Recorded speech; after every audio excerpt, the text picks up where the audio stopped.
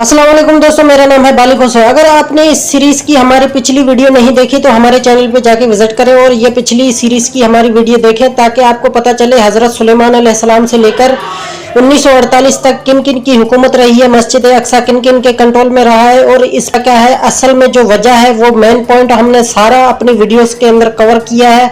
आप जाकर हमारे चैनल पे विजिट करें और ये तमाम वीडियो देखें ताकि आपको सही से समझ आए कि असल में वजह क्या है। 1948 से पहले क्या क्या हुआ वह सब कुछ भी हमने पिछली वीडियो में रिकॉर्ड किया है। अगर आप कोई वह वीडियो देखनी है तो आप हमारे चैनल पर विजिट करें और वह वीडियो देखें और टेम्पल सुलेमानी और मस्जिद अक्सा पूरी कहानी जाने शुरू से लेकर 1948 तक। दोस्तों, यह वह दौर था 1948 का जब युवा ने उन अक़वाम मुत्तहिदा की मदद से इसराइल वजूद में आ गया, लेकिन अब मुसलमान कंट्री में खुलकर इसकी मुखालफत की। इस बार पहली मर्तबा मुसलमान की कमजोरी की वजह से यही जीत गया। जो फलस्तीन को हिस्सा मिला था वह भी इसराइल ने आधा हड़प कर लिया। वेस्ट बैंक का छोटा सा हिस्सा जाकर फलस्तीन के पास रहा, जिसको आज हम गाजापट्टी के नाम से जानते हैं। फलस्तीन के मुसलमान इस छोटे से इलाके में रहने लगते हैं जिनको वेस्ट बैंक कहा जाता है। लेकिन 1967 फिर से मुसलमान और यहूदियों में दिन तक जारी रहती है, लेकिन 6 दिन के बाद नतीजा निकलता है, इजराइल यह जीत जाता है। वेस्ट बैंक का जो छोटा सा एरिया था वह भी इजराइल के पास चला जाता है। अब फलस्तीन के मुसलमान मुकम्मल इजराइल के रहमो करम पर थे। यहाँ पर फलस्तीन मुसलमान ने एक पार्टी भी बना ली, जमात भी बना ली, जिस जमात का मकसद था इजराइल से अपने हिस्से का देश लेना, जिस पार्टी का नाम था PLO। इस पार्टी को यहूदी है, लेकिन यहाँ मुसलमान कंट्रियों का मानना था कि यह अपने हिस्से की कंट्री चाहते हैं, जिस पर यहूदियों ने कब्जा कर लिया है, यानी कि +3 पर 19। फिर 1974 का दिन आता है। इसमें BLO को जो और में वेस्ट बैंक जो इजराइल के पास चला गया था, इसमें इजरायली आकर रहने लगते हैं और बड़ी बड़ी बिल्डिंग को अमीर करने लग जाते हैं और वहां सुकून से रहने लग जाते हैं। और कुछ कट्टरवादी यहूदी यह कहते हैं कि यह वेस्ट बैंक भी हमारा है और यह सिर्फ यहूदियों की मिल्कियत है, लेकिन फलस्तीन मुसलमान इनको नाजायज और गैर कानूनी करार देते हैं। 1992 में इजराइल में एक हुकूमत आती है। उसे हुकूमत का सरवारा बड़ी सेकुलर मन का होता है।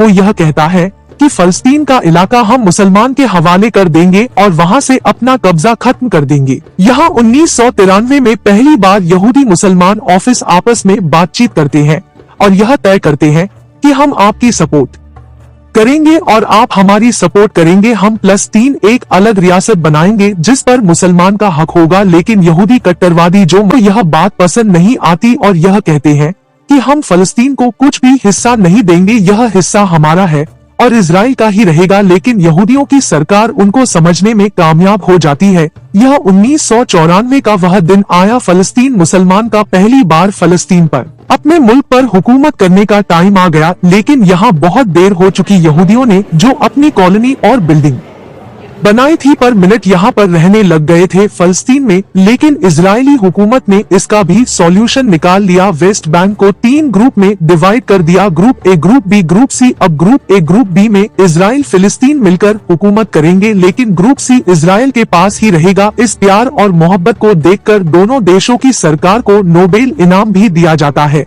लेकिन यह कट्टरवादी यहूदियों को यह बात खटकती थी और यह बात समझ में नहीं आती थी। 1995 के अंदर कट्टरवादी यहूदियों ने अपने प्राइम मिनिस्टर को लिया। कट्टरवादी यहूदी कहते हैं कि हम थोड़ा सा भी हिस्सा +3 को नहीं देंगे, यह सारा हिस्सा हमारा है। यहाँ फलस्तीन की पार्टी इस दौरान एक और भी बन जाती है। 1987 में उनका मिशन यह था कि हम इन कट्टरवादी यहूदियों को सबक सिखाएंगे और अपने पूरे फलस्तीन को लेकर रहेंगे। यहाँ फिर से हालत खराब होने लग गए। इस ग्रुप का नाम हमास रखा। यहाँ हमास ग्रुप ने यह आज़म कर रखा था कि हम यहूदियों से अपना हिस्सा लेकर रहेंगे और वहाँ यहूदी कट्टरवादी लोगों ने यह आज़म कर रखा था कि हम फलस्तीन को जरा सा भी हिस्सा नहीं देंगे। 1996 में इजराइल में फिर से इलेक्शन होता है। हमास ग्रुप ना हिस्सा लेता है, उसका मुकम्मल भाई कार्ड करता है और इलेक्शन के दरमियान खुद को शामिल अभी करता है। इससे इसराइली और यहूदियों में जो करीबियां बढ़ी थी वह दूरियां होने लगी और यह यहूदी और फलस्तीन मुसलमान एक दूसरे से फिर सन 2002 में फिर से इसराइली और मुसलमान में झड़प होती है। जिसमें दोनों तरफ से 100 से इस नतीजे को देखकर इजरायली हुकूमत अपने चारों तरफ दीवार खड़ी करना शुरू कर देता है और कब्जा किए वेस्ट बैंक फ़लस्तीन में भी दीवार खड़ी कर देता है, जिससे वेस्ट बैंक के मुसलमान को बहुत ज्यादा तकलीफ और परेशानी होती है, क्योंकि फिलिस्तीनियों के पास कोई रिजर्व नहीं होते। किस इसराइल ने उनका खाने पीने का सामान और बिजली तेल गैस सब कुछ काट लिया। 2006 में यहाँ हमास में और PLO इलेक्शन होता है। इस इलेक्शन को हमास जीत लेता है। इस तरह पहली बार हमास फलस्तीन में हुकूमत करता है। लेकिन हमास ग्रुप के सामने यहाँ बहुत सारी चैलेंज है, क्योंकि यहाँ ना खाने को रोटी है, ना पहनने को कपड़ा, ना पीने को पानी। 2007 में फिर से एक चैलेंज आता है हमास ग्रुप के सामने, जो हमास की मुखालिफ पार्टी है PLO। इन दोनों की छोटे से फलस्तीन के दो टुकड़े हो जाते हैं, एक वेस्ट बैंक जहाँ पर PLO को सरकार होती है, एक गाजापट्टी जहां हमास का कंट्रोल होता है। यहाँ इजराइल के साथ वेस्ट बैंक वाले मुसलमान बहुत ज्यादा खुश है और खुशी से रहते हैं। यहाँ से कोई भी मसाला नहीं होता, लेकिन गाजा पट्टी के जो हमास ग्रुप वाले हैं वह इजराइल के साथ को चुनौती देते रहते हैं।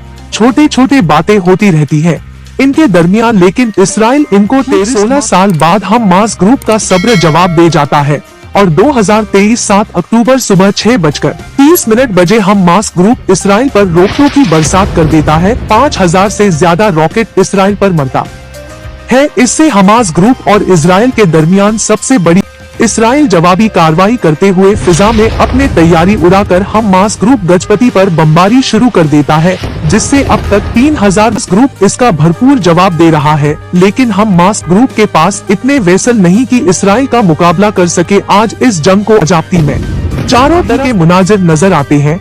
7 लाख के करीब फलस्तीन मुसलमान बेघर हो चुके हैं। इसराइल की बरफरत अभी तक जारी है और इसराइल के कट्टरवादियों ने यह आज़म कर रखा है कि हम हमास ग्रुप को मुकम्मल तौर पर कुचल डालेंगे और यह गजपति पर कब्जा कर लेंगे। इससे आगे क्या होता है अल्लाह बेहतर जानता है। पाकिस्तान के मुसलमान ऑन के लिए दुगू है कि अल्लाह ताला उनकी मदद और नुसरत फरमाए। फलस्तीनियों की मोहब्बत में दूसरे मुसलमान देश की तरफ से भी फलस्तीन की हिमायत की जा रही है, जिसमें ईरान सबसे आगे है। इस बुला संगठन ने मुकम्मल तौर पर हमास का साथ देने का ऐलान कर लिया है। इस वीडियो को यही पेंट करते हैं।